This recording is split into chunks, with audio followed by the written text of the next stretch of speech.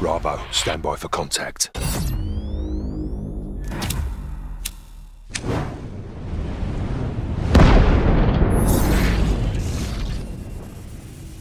What's going on, everybody? This is dkdynamite, and tonight we're going to be talking about the official reveal of Modern Warfare 2, the release date, teaser trailer, and even more. Definitely stay tuned. But before we jump into that, be sure to hit that subscribe button down below, drop a like, and make sure notifications on to stay up to date with everything going on in Cold War 2, Warzone, Modern Warfare 2, and any other future Call of Duty as well. Also, be sure to check out my partner Manscaped, since they have released their best package yet with the Lawnmower 4.0. You can use this trimmer to get a clean shave in those hard-to-reach places when your significant other isn't around to help. The package features the Lawnmower 4.0 trimmer, the Weed Whacker trimmer for your nose and ears, the Crop Preserver deodorant, and the Crop Reviver toner. You'll also get some free gifts like the boxer briefs and a really nice travel bag. Be sure to use code TWITCH20 to get 20% off all orders at manscaped.com. The link is down below and is the pinned comment. Now, fun fact for you guys, the Modern Warfare 2 playlist on the official COD YouTube channel now has a hidden video which was added earlier today. It's probably going to end up publicly dropping in the next week and a half. That could be the global reveal trailer or an announcement about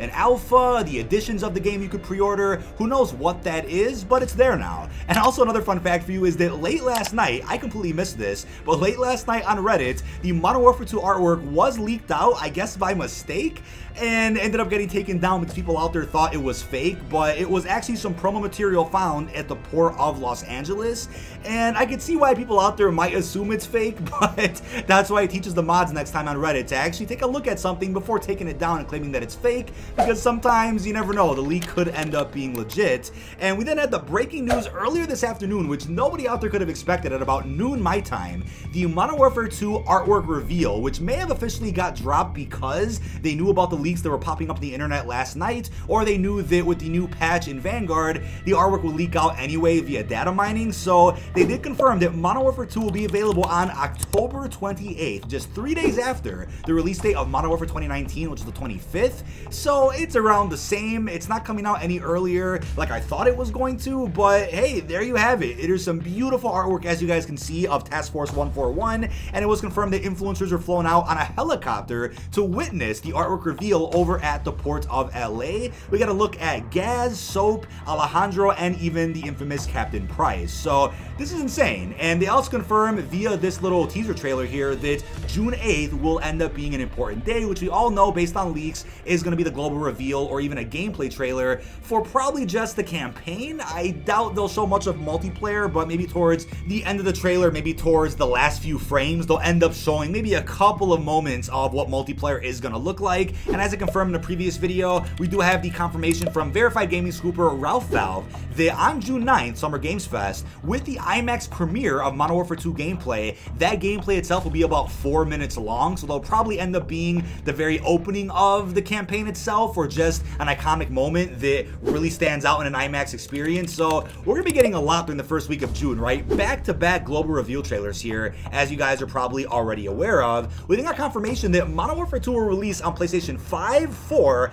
Xbox Series X and S, Xbox One, and of course the PC. Sorry to those out there on PS3 and Xbox 360 that thought the game was gonna come out. That's the joke, of course, but as Charlie Intel already said, it makes no sense to leave last gen behind this game, as there's still too many players on last gen consoles and not enough new consoles are available for purchase. So that's what I said before. I get why it sucks that we have to keep getting held back by last gen, which may end up impacting how much they add into the current gen versions of Modern Warfare 2, but I'm sure in the next couple of years, especially with COD 2024 coming out from Treyarch, they'll end up dropping last gen so that they're like, hey, it's been a decade since PS4 and Xbox One came out, it's time to move on. And hey, here's the thing, if you don't want to wait around or pay scalper price for PS5 and Xbox Series consoles, invest in a PC if possible, a decent one at least, that can run some games, right? It's already being rumored right now that Warzone 2 will not be available on last gen, so that may end up being the beginning of COD saying, all right guys, it's time for PS5, Xbox Series, and PC only. Sorry about PS4 and Xbox One, but at least the base game of MW2 will still be offered on those platforms. Now, with the patch that went live on Vanguard and soon to be Warzone, we do have the following statement that has been revealed by data miners. I quote, "Welcome to the new era of Call of Duty. Pre-order the cross-gen bundle for early access to the open beta, first on PS4 and PS5. So no mention of an alpha there, but I am expecting a surprise announcement about the alpha at some point point later this summer. Could even be a surprise announcement during the Summer Games Fest presentation, because don't forget, the alpha announcements for Modern Warfare 2019, for Gunfight, and even for Cold War's multiplayer alpha did release as a bit of a surprise, completely out of nowhere towards the end of a gaming panel, right? Whether it's Summer Games Fest, the Game Awards, whatever that is, that's probably when they'll end up confirming that. But with this statement, we now know that PlayStation exclusivity is here to stay, at least for the next year or two. And regardless if Microsoft takes over in the next year, they already confirmed they're going to honor any contracts that exist between Activision and PlayStation. They will honor those contracts, or whatever PlayStation exclusivity is available, and it doesn't really matter to them, right? Because either way, once they own Activision, they'll make all that money anyway, regardless of where the exclusivity is for Call of Duty alphas and betas. But I know it's said every single year, this is a new era of Call of Duty, right? This is the step in a whole new different direction for COD as we know it, for multiplayer, for Warzone, zombies. We've heard the same script every year. I'm fully aware of that, but I think as Charlie Intel even reiterated, and as any other gaming scooper would, this definitely is the start of a new era for Call of Duty. It was confirmed by Activision via a now deleted job listing that this is going to start the era of Call of Duty 2.0. This is going to be a transition into a whole new era of the franchise, not just an improvement to the engine or the gameplay or DLC, but it's going to change how we play COD, and that definitely lines up with the currently rumored Disney Plus-like application, which will be a hub for all COD experiences. It's about to get crazy, and it's all going to start with the launch of Modern Warfare 2 this fall, which I'm really excited about. But as I'll talk about in a separate video that I'll be releasing soon about the additions of Modern Warfare 2, the Vanguard files did reveal at least 3 editions of the game which are going to release. That is the Standard Edition, the Crushing Edition, and even the Vault Edition. For some reason though, these editions are already popping up with the Vanguard in-game store, which is very strange. It already got taken down, at least on my end. I can't see them anymore, but I'm not sure what would have happened if you clicked on any of these and tried to put money down with your debit card or a PSN store card. I'm not sure what the result would have been, but I have seen different images being thrown around of these editions popping up with the Vanguard in-game store, even the PSN store. Not sure what happened there, but it was obviously a mistake and probably won't be officially dropped in the in-game store until June the 8th, the gameplay reveal. But at least we know right now, by pre-ordering at least the Cross-Gen edition and up, you'll get access to the PlayStation multiplayer beta. It's unclear if the beta will ever be closed, but the way it sounds that if you pre-order an edition of the game, you'll get access to the beta, and then maybe if you don't pre-order at all, the beta will then become open like it usually does, like a week or two later, or even a couple of days later. That's up in the air right now, but don't forget, gaming scoopers have already claimed that we are getting a Gunfight alpha, so yeah, that'll probably be in like late July, super early August, then we'll get a multiplayer beta late August, and all that could even happen sooner than that, depending on how the rest of Vanguard's life cycle goes. They'll end up slotting in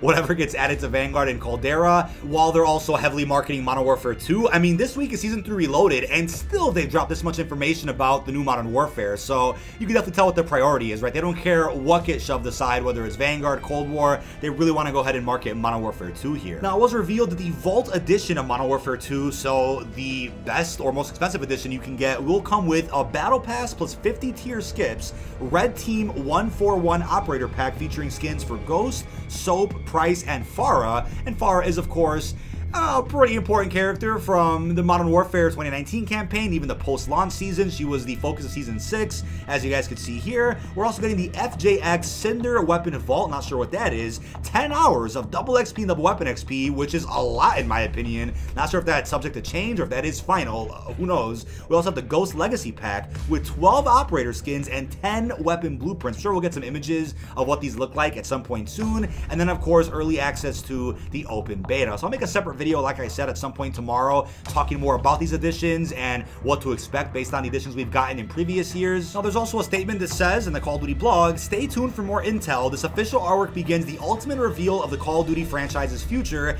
and soon you'll have a chance to own a piece of this doc-spanning art and be a part of our history. Not sure how that's gonna work, and somebody out there was making jokes here in the replies like, oh, can I own the boat? Can I own a whole cargo container? I'm not sure exactly what this means here, but I hope it's not NFT NFTs. I saw some other suggestions out there like, oh, this is going to be terrible. No, I think they'll somehow find a way to just sell pieces of the art. I don't know if it's on a brick. I don't know what it's going to be on, but that's going to be something offered at some point relatively soon. Now, I almost forgot to slide this in, but Colonel Alejandro Vargas is a part of the Mexican Special Forces, so I'm curious if he's in any way related to the Vargas character we have in Black Ops Cold War. Could this be the son or grandson of that character? Maybe. I mean, let me know if that's a bit of a stretch, but I feel like sometimes they reuse certain people's last names and don't have any connection to the original character's appearances, but other times you're like, hey, the last name is the same as this individual. Maybe they are an ancestor of some sort. We also got confirmation from an individual known as Samuel Rukin, I hope I said his name right, and he says, and I quote, "A year ago I began a project I couldn't talk about. I am beyond excited to announce that I'm playing the iconic Ghost in Modern Warfare 2. So grateful to Infinity Ward and Activision for putting their trust in me. Just wait till you play this game. It's special." So yes, it is now confirmed Jeff Leach is being replaced as Ghost in his brand new Modern Warfare timeline, and regardless of what you think of that, I'm glad that they're not just killing Ghost off screen or something and saying, yeah, he's just not going to be in this game. No, they're recasting him like they should, because Ghost was barely in MWII 2019, right? It was like a second or something at the very end of the campaign, and then he played a decent role throughout the post-launch story, but that was it.